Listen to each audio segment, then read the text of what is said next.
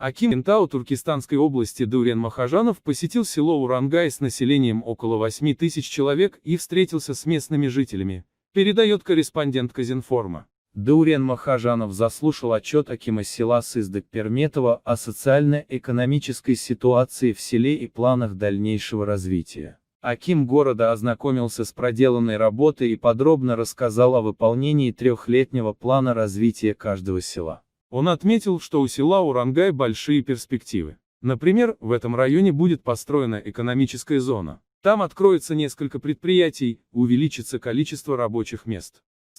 Также города отметил, что село Урангай станет городом. Для этого в селе ведется инфраструктура. Будет обеспечено полноценное освещение, установлена канализация. Жители села вышли на прения и направили свои предложения акиму города. Поднимая ряд вопросов, особо отметил, что из года в год в селе растет население. Детям школьного возраста необходимо новое образование.